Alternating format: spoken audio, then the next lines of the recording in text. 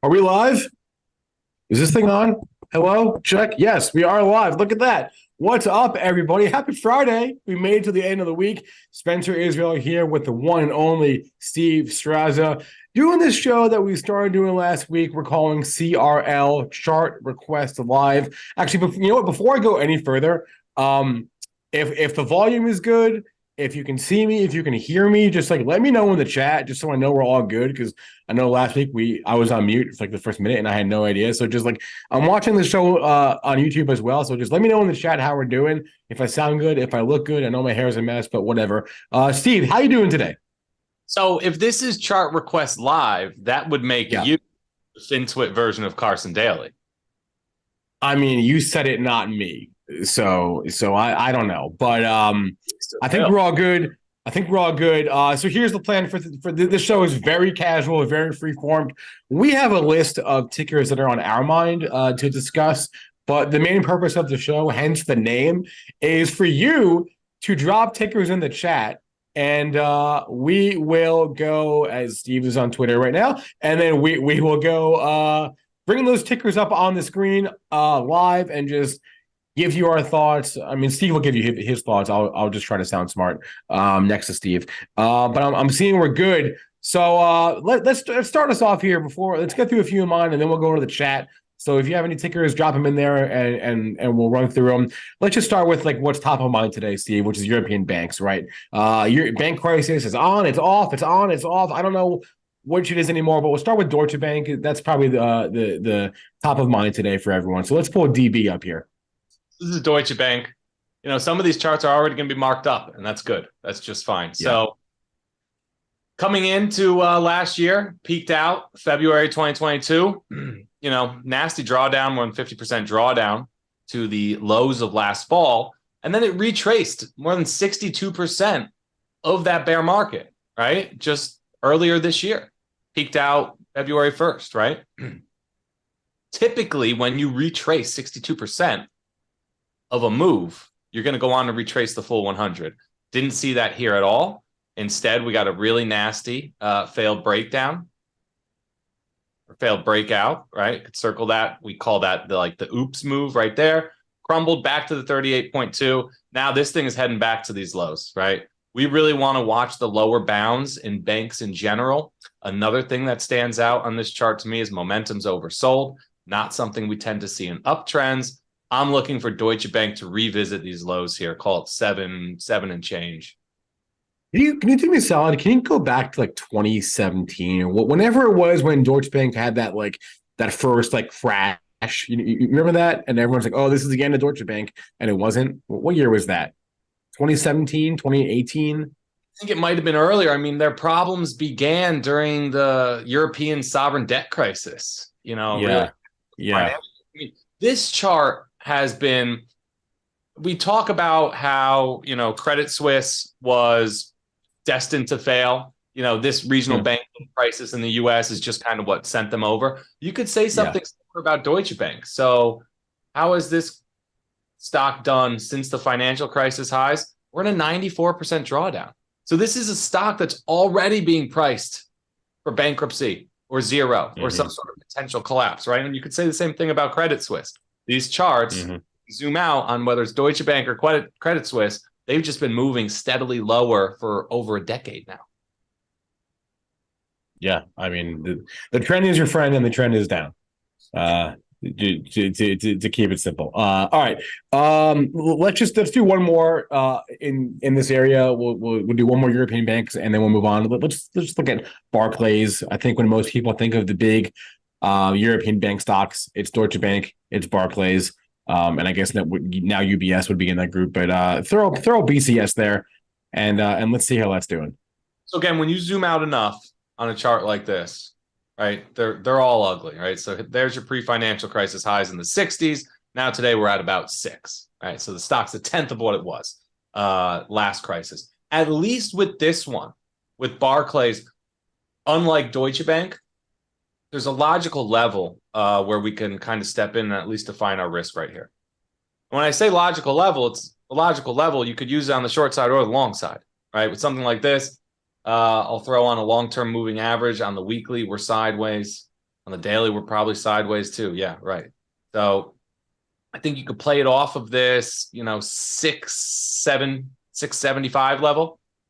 We got the lows from 2016 here. Again in 2019, right? We're playing around this level now. With these trades, because what we're doing here, if we're buying banks at all, is we're trying to catch a falling knife. So this is a dangerous endeavor. If you're going to do it, please at least know where you're wrong and know where you're out, right? So if you're trying to jump in to any of these beat up stocks and catch these falling knives, if you can do it at a well-defined level or a clear level of interest like this in BCS, I'm more okay with it. Let's put it that way. All right, let's do one more for me, and then we'll go to the chat because we got a few tickers flying already. I would love to get your take on speaking of falling knives on Square/Block, whatever you want to call that company. I prefer what? Hindenburg special. The Hindenburg special, exactly right. But the reason I want your take on it, because obviously got hit from the short report yesterday, knocked whatever it was, $7 billion off the market cap. So that was the move. It had the flush, and now we've had like a day and a half to digest that, which to me is more interesting than just going off yesterday, right? So, or doing this. Do you know anything about the report? Like, what is it? Cash App? Yeah, I skimmed it. I'd be lying if I said that I read the whole thing.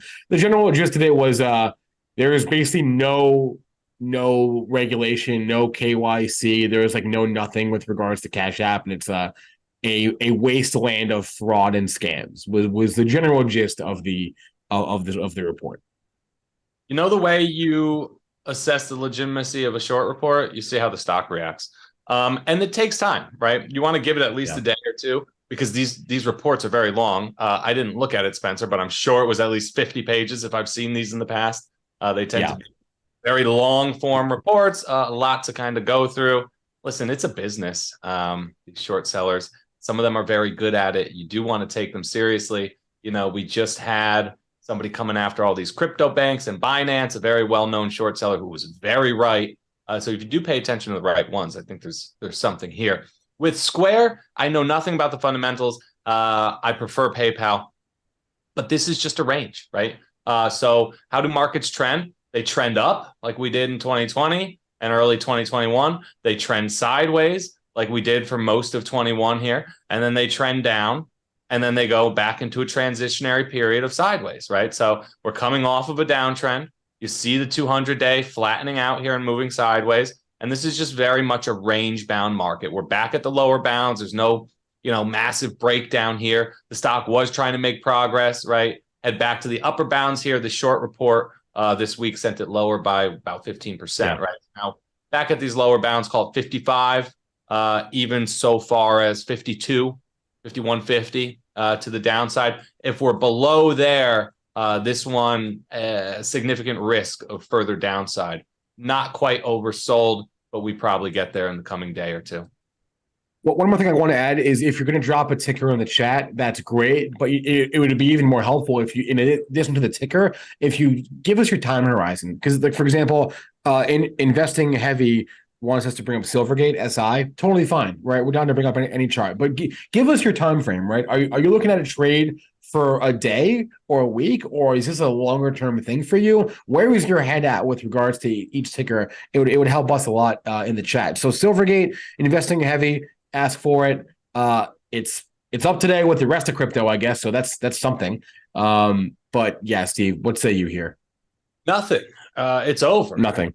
This company came out weeks ago and told us that voluntary liquidation. You can play around with this, but this is like trading mergers and acquisitions to me, right? This is company has already told you they're going out. What is the salvage value of this company when they do go out is what people are betting on right now. That's not a game for me, right? I have you can't use charts for this. So Silvergate's a tough one. Sorry.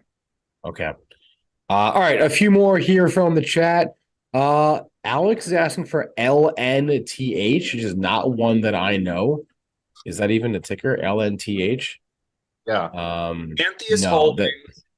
I don't know that one. Health tech, medical specialties, decent cap. It's a mid cap, 5.5 bill. Engages in the provision of diagnostic imaging and nuclear medicine products. Sick. Let's check it out. Nice base here. So somebody's paying attention to relative strength. Really nice base. You know, if you zoom out far enough on this one, looks like a secular leader to me. How would I check something like that? I believe this is in the medical devices space. So I would simply chart it relative to its peer group and look at that. Just like I said, probably a secular leader. Here's the relative trend. You got a nice base breakout a year back, and now we're pressing back towards new all-time highs again. I love to see new highs on both absolute and relative terms at the same time. Something like this, I very much like. On the long side, it becomes a matter of kind of finding your levels, right? So if you anchor the fib here, don't really have much. So you would use a measured move for something like this, right? Your entry here would be taking out these pivot highs from late last year. So call that $87. And then you would simply want to measure this base. So say 47 to 87, that's $40, right? You tack the 40 on here, and that gives you whatever might be 127, right? Yeah. All right, well, let's pivot here. Let's go e-commerce. Let's look at Mercado Libre for Hansen Chan 2, MELI. Did they have like a reverse split, or was it always this high price of stock? I don't remember it being this high price of stock before. They could have done a reverse split. I think it has been because look, take it back. This was they came public at around $25 a share. All right. Yeah, maybe. Yeah. Okay. They've been around for a while. I mean, look, this is a great name. This is one of those Amazon in another country place, right? Right. Brazil, the Amazon in South America, right? And we have them for each region, so I love it. Like we have Alibaba, we have C Limited. Like there's so many of these. Don't forget Jumia. Don't forget Jumia in Africa. Maya, but that's Africa, right? South Africa, I think Jumia. Yeah. Remember that was a flyer back in the day. But yeah. Very good. I think different from some of the other ones we just named. They're already profitable. This is a real business. They have strong fundamentals. And look, this is, if you look at a weekly, talk about secular leadership, right? This chart just keeps moving higher, right? So if you're looking at this like a buying opportunity, you like this name fundamentally, you do something like this, right? Anchor a Fibonacci from at the recent drawdown. There you go. Already retraced about 38% of the move. I could draw a nice little arc here like we like to do, right, to show the base, right? So this should be green, obviously, because this is a bottoming formation, right? Launching higher from this nice bearish to bullish reversal pattern. I think you could define your risk right here called 1140. First target, 1475. Second target, back to those all-time highs. But this is a really, really strong stock. And just to illustrate that, give me a second. So, Gray, relative to iBuy, that's their peer group, right? This is the online retail ETF. This is what the relative trend looks like, right? So if you want to buy an online retailer, you want to buy some of the best ones. This one is totally that. That's such a useful trick you just did, where you just, you type, slash whatever, slash another ticker, and you see the relative strength or weakness compared to their peers. That's a really useful trick. I need to start doing that more often. That was great. I do it all day, and shout out to our friends at TradingView. It's the easiest for me to just punch stuff in and move real swift. That was great. That was great. Okay, what about Rachel Finchwaite wants to look at the long-term chart of Uber? Of course she does. All right, Rachel. Let's see it. You know, they've been messy. As someone who can't ignore fundamentals, I like these companies. I like Uber. I like Lyft. I think just nothing but opportunity for these names to take market share in more and more industries in the future. But they got to start working. Uber looks a lot better than Lyft, right? Another cool thing we could do, like we were just talking about Square. I usually look at Square versus PayPal. If you want to look at competitors, right? Uber versus Lyft. If you want to know which ride-hailing service or transportation stock to buy, here you go. We can look at Uber and Lyft on a relative basis. You want Uber all day, right? So anyway, back to the absolute trend. I want to see these bases complete, right? So when we look at these growth stocks these days, they all have similar characteristics in that I could draw a downtrend line. It's probably snapped by now. I can draw a nice base, right? And a nice little arc showing the bottoming pattern coming off of the downtrend.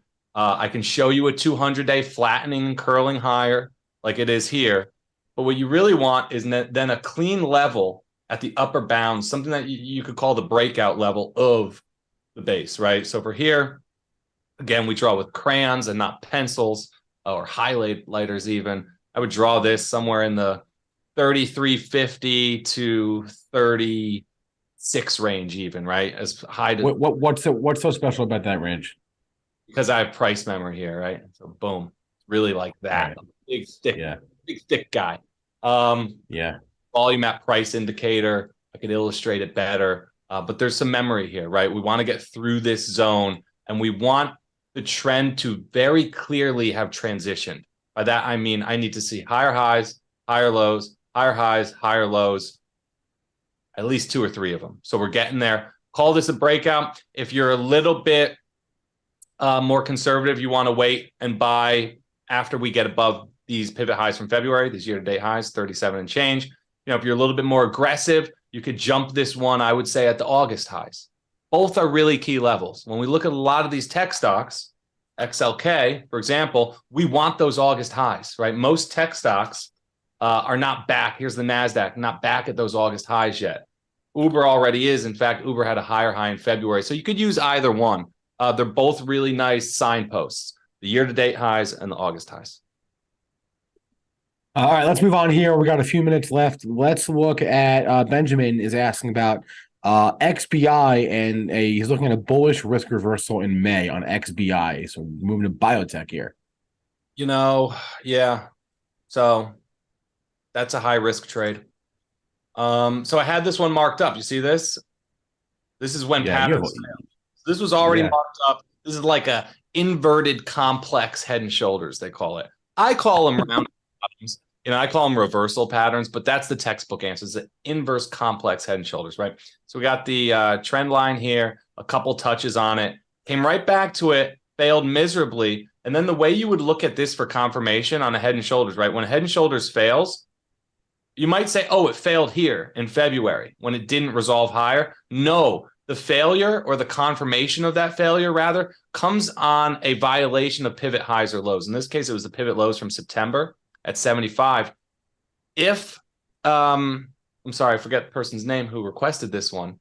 If you want Benjamin, if you want to get into XBI here on strength, back above these pivot lows, the squeeze could be on, right? You have a tinge of a momentum divergence here kind of forming.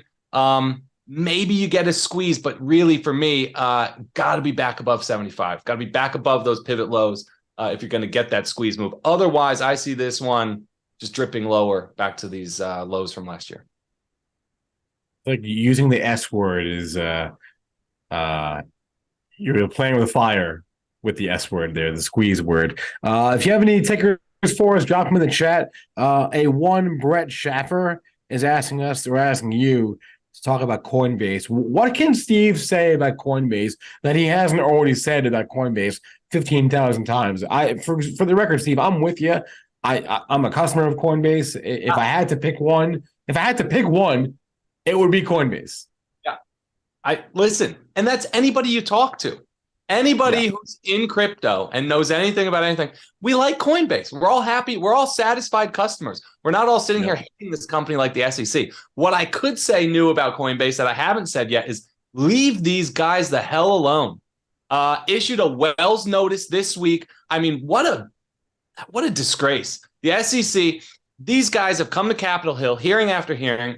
They've been very vocal. They've asked for the government to regulate them and regulate them the right way for 2 or 3 years now. We've all sat back and watched Coinbase leadership management do this, and the government's done nothing. And then they have the nerve to go after Coinbase and try to constantly make an example out of them for the rest of the industry. I think it's ridiculous. But again, when you're the top dog like Coinbase is, I guess that's just the position you're in. They continue to just wear bad news after bad news and all these negative headlines. The chart looks good. I mean, listen, we were playing it off of this 60 level most recently. Let me update these lines a little bit here. So we were playing it off at 6. We had this really nice, well-defined range here, right? We had the VWAP from last year's highs coming in. We had a nice coil here at 60, popped higher, right? Ran right back to our target in the mid upper 80s. And then the Wells notice news came out and the stock got, blasted. Are you saying that the SEC are chartists? Is that what you're saying? No, but I'm saying I am saying it's not a coincidence that headlines or news events that tend to drive significant price action happen at inflection points, right? So what do I mean by that? This Wells notice came out right here at our price target, and then the stock reverses lower, right? So maybe that's not a coincidence. We see this time and time again, buying a stock at old lows or something. Whatever it is, I don't know, but we pay attention to these levels for a reason. They help us a lot. Coinbase, if you want to be in it longer term, we got to be above this 85 level. I will be and want to be in it longer term. For now, I have a small position. I'm kind of trading it back and forth off of this 60 and 85 level. But I plan to own a pretty material position over longer time frames. I like this stock a lot. Again, going back to our discussion about from a downtrend, then to a sideways trend. Listen, if you've already made money trading Coinbase, good for you. Kudos to you. That's awesome because we're trading a range. We're trading a range really well, quite successfully. I think a lot of us made 100% on this trade earlier this year, right? Once we break out of this range and this bottoming process is complete, right? And we move back into a markup phase, I think there's going to be plenty more opportunities to make lots more money on this name. I'm very bullish over all time frames. So thank you, Brett. All right. And we'll do one more as we wrap up here. One more for Rachel. Pick a mega cap tech stock. I don't think she cares. Just pick one. It's got to be Nvidia, right? I mean, I'm going to pick the strongest one I know. I think Nvidia is top performer in the S&P 500. Excuse me, let's just double check that year to date. So Nvidia, top performer in the S&P 500 year to date, right here, 81%. Can't touch that. That's incredible. So we'll do Nvidia. How do I know I love Nvidia right now? Again, back to the relative trends here. Straight shot higher. Since the market bottomed, here's your leader. Nothing is leading more than Nvidia. It's a huge stock too. This is so impressive, right? So the market bottomed right back here in October. Nvidia's been moving just vertical line higher on a relative basis. Wow. Almost new all-time highs. Okay. Yeah. That's remarkable. One of the strongest stocks my entire career. So we're used to this. When we look at the absolute trend, I mean, listen, if we're going to do what we talked about earlier, anchor Fibonacci, we're already through the 62%. So this is one of those where you probably just want to get in. If you think the market continues higher here, the leaders are going to keep leading. Call it 255. You got a little congestion here early last year. 255 played off there, but we're going back to new all-time highs in Nvidia. And what does the broader market look like if Nvidia is making new all-time highs, right? So here's a chart. We'll end with this, Spencer. Here's a chart I was sharing with the guys this afternoon, right? What, as analysts, do we make of this right now? This is the biggest problem for me. So let's do Bank of America for illustrative purposes. These are the two most important groups in the market, right? I'm showing you, I have Nvidia shown here in green, and then Bank of America shown here in black, right? And one is representing the tech trade. The other one is representing the financials trade. Look at the way these charts have decoupled and just moved in absolutely opposite directions since the banking crisis began. Tech stocks are not stopping, but it's not sustainable. If bank stocks and financials are going to keep crashing and falling lower, you're going to get a catch down. So you're saying one of these has to give. Either the banks have to start bouncing as Nvidia keeps marching higher, or Nvidia has to come down to earth a little bit as the banks keep going lower. Absolutely. Yep. And we don't know which it is, but all I know is that this can't persist for too long, right? With tech screaming higher as financials are literally collapsing. The price action in financials is very concerning. It's not something to ignore. And I could say the same about the bond market. So we're in one of those environments right now where it's like, okay, tech's working, Bitcoin's making new highs, but if history if history serves me right, we should be paying more attention maybe to financials in the bond market. And they're telling us a totally different story right now. And it's easy for people to say, well, it's not systemic and the banking thing is contained. But the price action is not telling us that. And in fact, the price action is totally disagreeing with that narrative that this is not systemic. Price action is telling us, no, there's something here. And even the big banks are making new lows, which the ones that are supposed to be fine are actually,